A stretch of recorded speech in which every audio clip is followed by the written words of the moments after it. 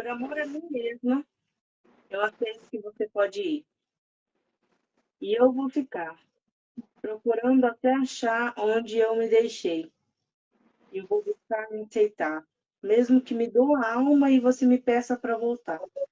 Porque o que eu sinto é saudade de mim. Saudade de ser cuidada, saudade de me sentir segura, onde eu possa ser eu mesma, onde eu possa voar. Me perdoe por te amar mais do que eu me amei. Agora eu preciso ir me encontrar de novo. E isso me diz muito. Esse é o trecho. Parabéns, Dária, muito bonito. Parabéns, é bem dentro daquilo que a gente precisa realmente superar na vida, né? Bem dentro daquilo que a gente fala, independência emocional. Assim, Patrícia, para você também, como é que foi encontrar a psicanálise? Porque eu vejo que a psicanálise na sua vida se tornou assim um propósito, você encontrou um amor, né, dentro dessa Foi. área. E eu fico muito assim encantada, tenho acompanhado o seu trabalho. E eu queria saber um pouquinho de como foi para você encontrar esse propósito assim, como foi? A psicanálise, para mim, eu acho que você definiu bem quando você disse que ela se tornou um propósito. É o grande amor da minha vida. A psicanálise, eu comecei quando ela me trouxe a necessidade do autoconhecimento, de curar feridas. Eu nunca imaginei que ela seria realmente o que ela é hoje, a minha paixão. Naquele momento, não, porque eu precisava de cura. Então, quando eu cheguei no ambiente terapêutico, eu cheguei, como muitos chegam a mim hoje, como uma mulher ferida, uma mulher cansada, que não sabia quem era. E quando eu comecei a entender a diferença que fez na minha vida, a diferença que fazia todos os dias, que eu tenho uma pessoa a quem eu faço questão de citar, que é o meu agradecimento muito grande, meu agradecimento, assim, porque foi quem me direcionou a descobrir a mulher que eu sou hoje, profissional que eu posso me tornar hoje, né, que é o Rony Sertório. Ele é um psicanalista, meu terapeuta, e ele foi a pessoa que ele me estendeu a mão para me ajudar nesse direcionamento. Quando eu descobri a psicanálise, o que era terapia, eu realmente fazia terapia, então eu falei, olha, eu vou estudar, mas é para o autoconhecimento. Eu não imaginava que ela me traria tanta felicidade, que ela me traria satisfação, hoje como profissional. Então, quando a gente fala de propósito, eu descobri que eu posso trabalhar com algo que eu realmente amo, com algo que eu realmente me identifico. Para mim, não é um sacrifício. E a sensação de ter encontrado o meu propósito na vida, então, me faz forte. Porque dias maus vêm, fases, dificuldades, desafios, eles vêm. Só que quando você está firmada no seu propósito, você tem objetivos pela frente, você tem segurança de saber quem você consegue. Eu acho que essa é a grande pegada da vida. A força que a gente sente falta quando a gente está na dependência. Olha, mas eu não tenho força para isso. Eu não vou conseguir. Então, o autoconhecimento te traz isso. O início da minha jornada com a psicanálise, ele foi assim. É muito incrível, Patrícia, muito incrível mesmo, porque isso é uma coisa que mudou sua vida, né? Muda a vida da gente, Muito. o propósito.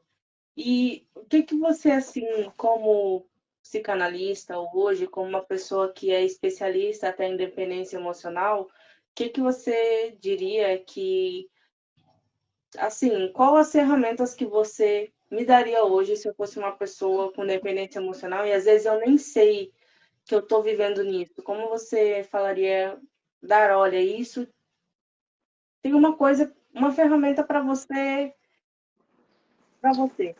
só fazer.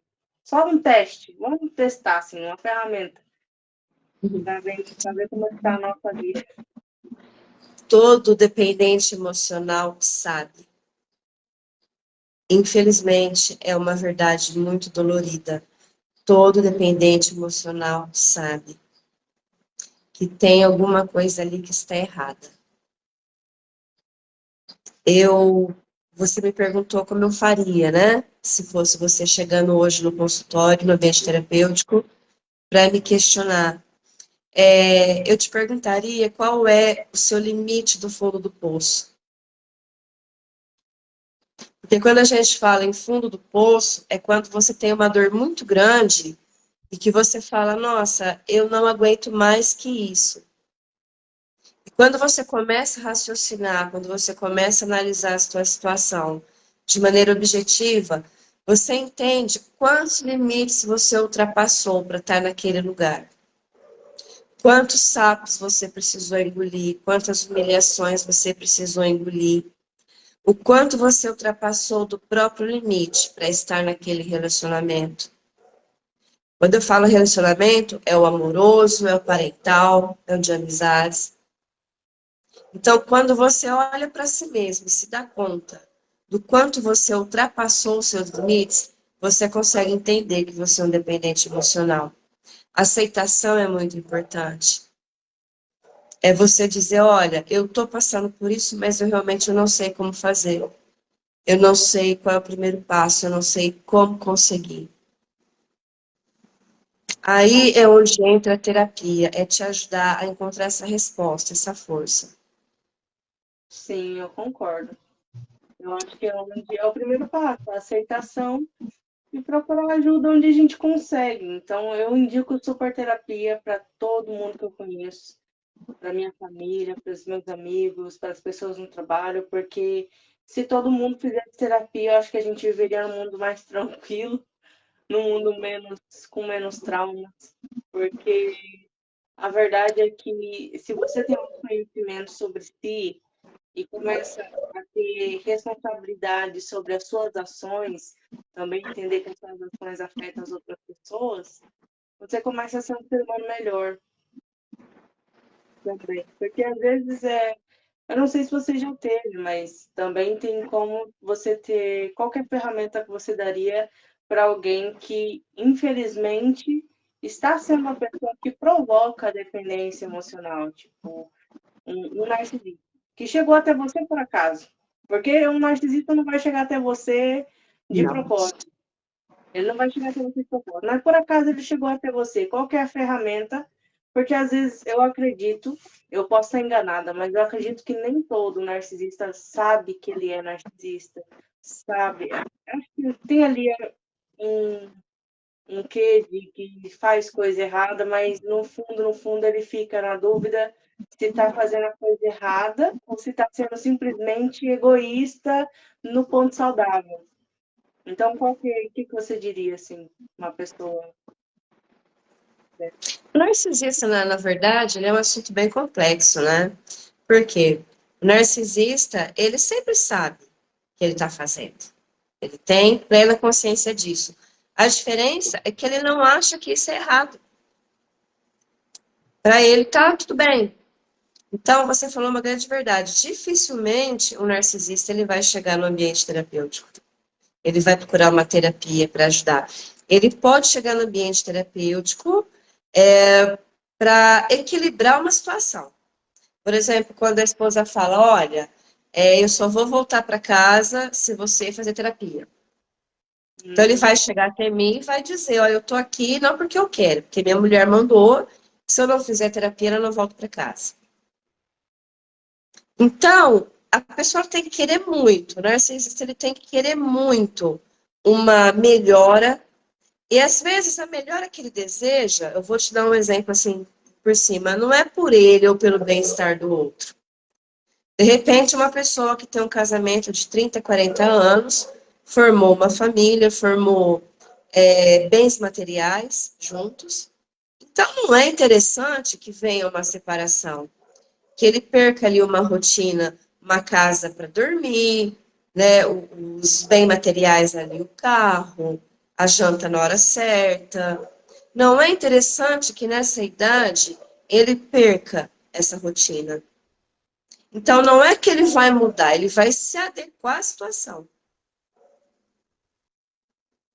Então, Então, você consegue equilibrar a situação, mas não é que a pessoa vai mudar. sim, Ele vai mas assim, equilibrar a situação. você disse uma frase que, para mim, é uma verdade absoluta, que a pessoa acha que ela não está errada. E eu acho que isso já vem de um problema já estrutural, social e cultural.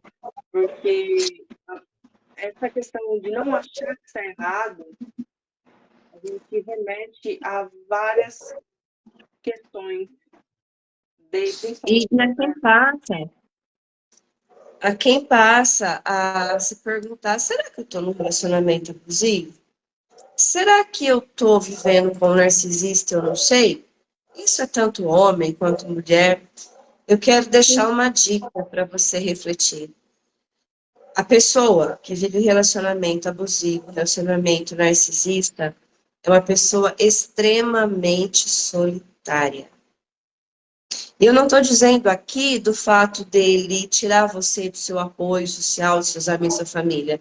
Eu estou dizendo que você vai estar do lado dele 24 horas, se sentindo a pessoa mais sozinha do mundo.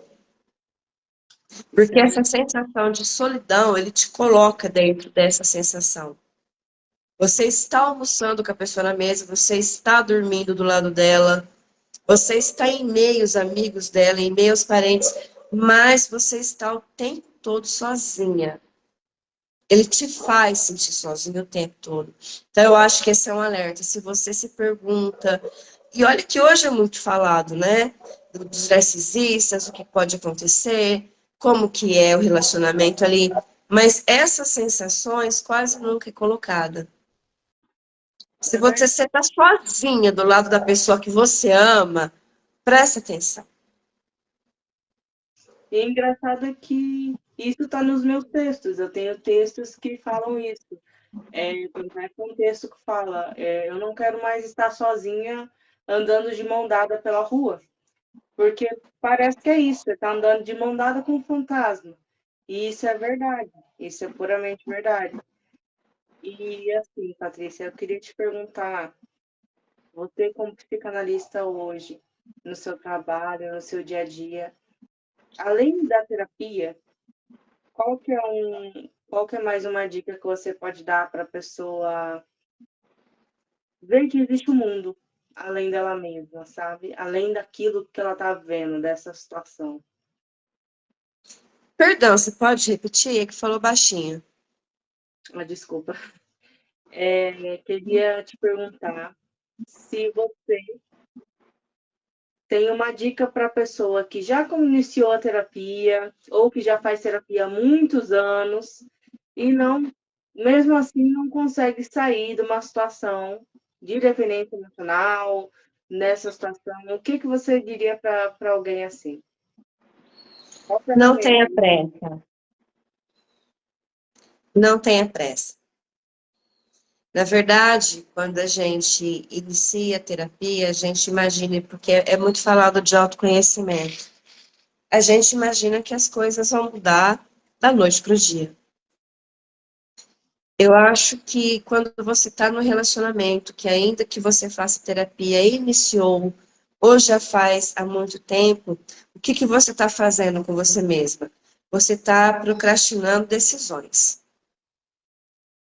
Não significa que você tenha, no caso de um relacionamento, por exemplo, romper esse relacionamento abruptamente. Porque se você está no relacionamento, você está com medo de sofrimento, isso vai acontecer? Ah, mas vai doer? Vai. Vai, Nossa, mas eu vou sofrer? Vai. vai. Só que quando você começa a mudar a sua energia, cuidar de si próprio, automaticamente você vai mudar tudo ao seu redor.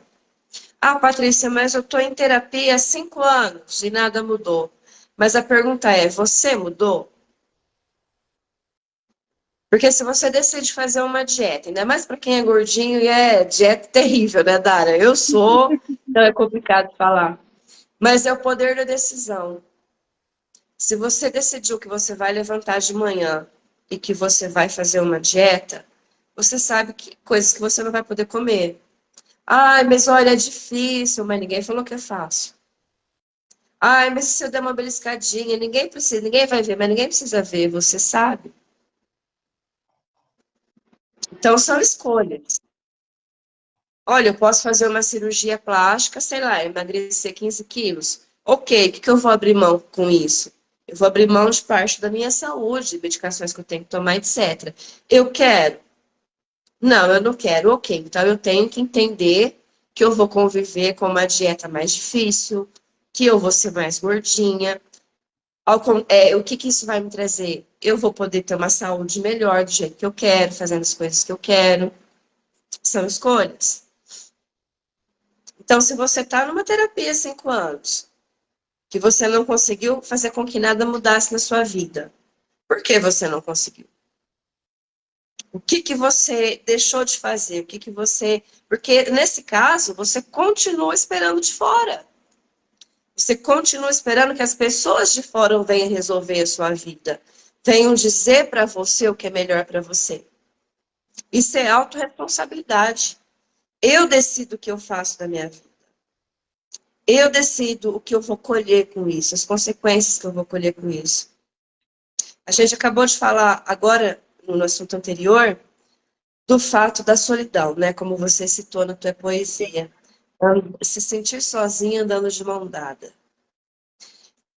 Quem já viveu isso sabe o tamanho da situação destruidora que é. O quanto isso dói. Sair desse relacionamento vai doer? Vai. Ah, eu vou sofrer? Vai. Só que a satisfação de andar sozinha e completa, ser dona da própria vida, do seu próprio ser, isso não tem preço. Então, eu escolho passar o que eu tiver que passar para mim conseguir ser inteira. E isso me remeteu aqui a lembrar que o símbolo do seu cartão, o símbolo que está no seu Instagram e TikTok é a fênix, né? E o que você me falou me fez pensar que a fênix tem a ver com esse sentimento, né? O que, que ela Tem. representa, assim, para você? A Fênix, eu acho que eu me represento muito nela. Porque o que que é Fênix? É você nascer, renascer das cinzas. Quais são as cinzas? São as nossas dores, as nossas feridas de alma. É quando a gente chega no limite que a gente fala, não, eu não dou conta mais. Isso aqui vai me matar. Quando você descobre essa força dentro de você, você renasce cada vez mais forte. E quantas vezes for preciso. Então, a Fênix hoje, ela representa para mim essa questão da dependência emocional. Olha, eu achei que eu ia morrer, mas eu renasci 10 vezes mais forte. É o recomeço de tudo. Então, para mim é muito importante. E você também tem um arquétipo, né, Dara? Você tem a girassol. A girassol é bem interessante. O que que você conta pra gente? Qual que é a tua história com a girassol? Olha, girassol para mim foi a luz no final da escuridão. Ele, além de ser uma planta heliotrópica, que ela se volta para o sol mesmo, que busca o sol, que busca a luz, o que eu acho interessante do girassol é que ele é usado quando um solo foi muito explorado por soja, por exemplo, uma plantação que explora muitos nutrientes, deixa a terra mais seca, ele é uma opção para você plantar a seguir, porque como as raízes dele são profundas, automaticamente ele vai mais longe no lençóis freático, buscar por água, buscar por nutrientes, buscar por tudo isso. E ele não precisa de um solo, ele não precisa de um solo favorável, ele consegue prover esse favorecimento a ele mesmo. E isso é um símbolo de renascimento, na minha opinião. Que quando você entende que as suas raízes vão ao fundo e elas vão alcançar alcançar todos os nutrientes que precisa. Você vai se prover. Você é quem vai se prover no final das contas. A gente espera muito de fora, como você disse. O girassol representa que ele é de dentro. É de dentro de Sim. si que vem. Ele não depende de nada ali, só dele. E ele consegue nascer. Depois que ele nasce, ele morre, as falhas dele fornecem ainda nutrientes para aquele solo. Então, para mim, é um símbolo maravilhoso de renovação, de autoconhecimento e de liberdade. Liberdade. Te representa bem, né, Dara? Meus parabéns. Obrigada. A gente vai encerrando por aqui. Foi um prazer enorme conversar com você. Espero que a gente tenha novas oportunidades, que a gente consiga, né, diminuir nossos problemas técnicos aqui, que a gente consiga fazer outras coisas e outras fases mais bacana, com mais tempo, tá bom? Ótimo, Patrícia, com certeza. Essa foi a primeira vez, eu acho que ninguém nasceu sabendo, né? E a gente está tentando. E quando a gente tenta e consegue, por mais que não fique perfeito, a gente está dando o nosso melhor naquilo. E eu Tá tenho ótimo. certeza que isso vai dar certo em vias futuras, tá bem? Foi um prazer conversar contigo, uma honra. Prazer é todo meu. Obrigada aos que puderam acompanhar. Aos que não puderam, vai ficar gravado. E eu espero que das próximas seja o melhor. Muito obrigada. Tchau, tchau, gente.